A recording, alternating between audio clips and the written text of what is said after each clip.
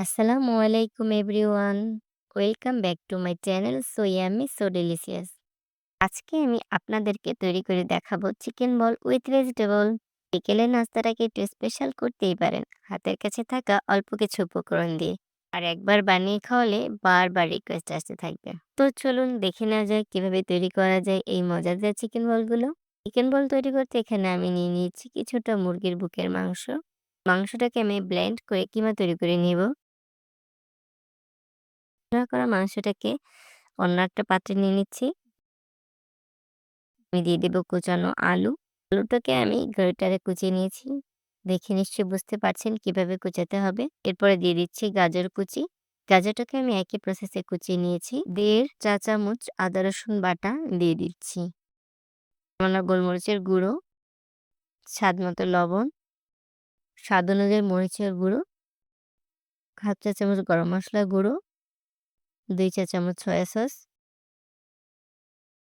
এখানে আমি ৩ চা চামচ কর্নফ্লাওয়ার মিশিয়ে নিব।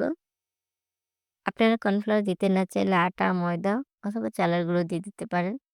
এবার আমি সবটাকে ভালোভাবে মেখে নিব। আমি পরিমাণটাকে আরো একটু বাড়িয়ে নেওয়ার জন্য আবারও ২ টেবিল চামচ কর্নফ্লাওয়ার দিয়ে দিলাম।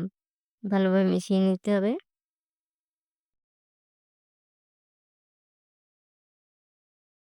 এবারে আমি হাতে কিছুটা তেল মেখে গোল, গোল শেপ তৈরি করে নেব।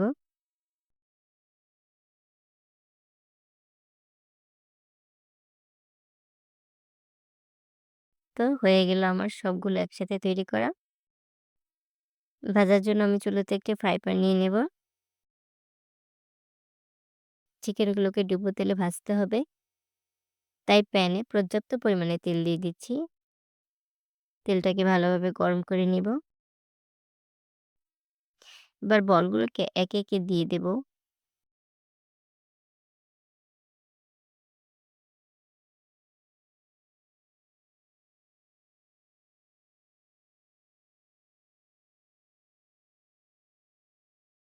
নেড়েচেড়ে লালচে করে ভেজে নেব।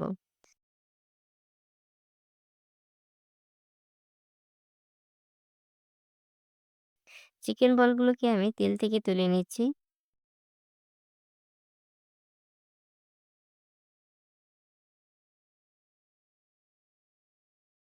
তো তৈরি হয়ে গেল আমার চিকেন বল উইথ ভেজিটেবল।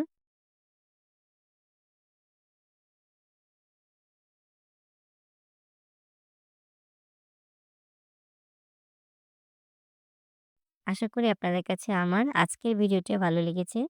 তাহলে আজকের মতো আমি এখানেই বিদায় নিচ্ছি। আল্লাহ হাফেজ।